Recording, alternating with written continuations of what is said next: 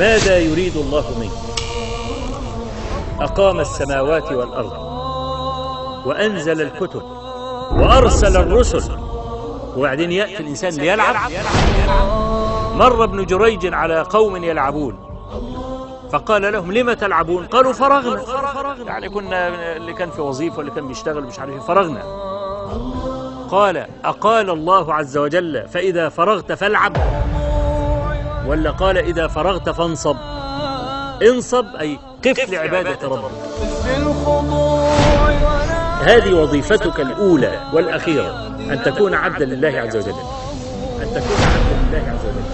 فضيل بن عياض مرة لقي رجلا فقال له: كم مضى من عمرك؟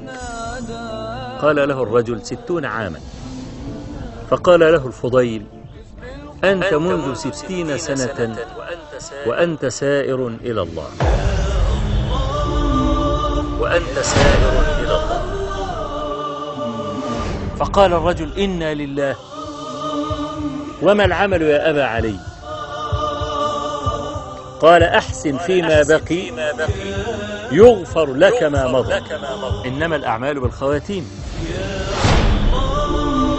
كل يوم بيعدي صفحة تطوى من عمر الإنسان ويقترب من أجله يوما، مش بيبعد. النبي عليه الصلاة والسلام قال: الدنيا سجن المؤمن وجنة الكافر.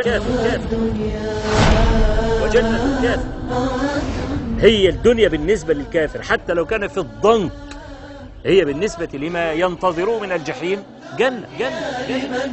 فدول ناس عايشين للدنيا فقط، لا يعرفون شيئا عن الآخرة، فحياته الدنيا. كل ما يعدي سنة من حياته يحتفل أنه هيموت، قرب يموت يعني، يحتفل أنه هيموت.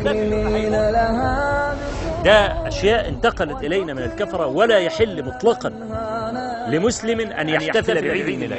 إنما المسلم العاقل إذا مر يوم، لا أقول سنة كاملة، إذا مر يوم أو مرت ساعة أو مرت لحظة يقف مع نفسه: ماذا قدمت لنفسي؟ قم وحيدا، ماذا قدمت لنفسي؟ كابد الليل الطويل،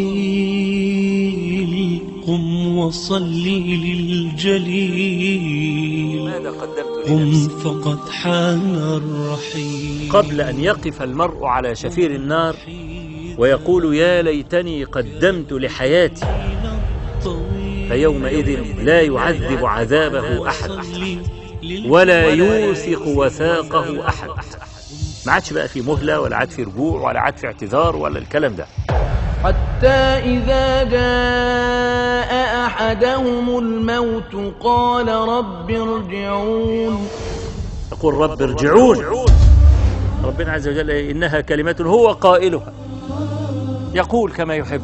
أهي كلمة بيقول: ارجعون، ارجعوني مرة أخرى لأعمل صالحا. لا راحت. العاقل اليقظ هو الذي ينظر كل ليلة: ماذا فعلت؟ وهل كنت عبدا لله كما ينبغي؟ هل ارتكبت المعاصي؟ ارتكبت معاصي كذا وكذا وكذا. المعاصي دي يلزمها توبة، إذا كانت في حق الله عز وجل يلزمها توبة، إذا كانت في حق العباد يلزم أنك أنت ترجع للعباد الحقوق بتاعتها، أو تتحلل منها،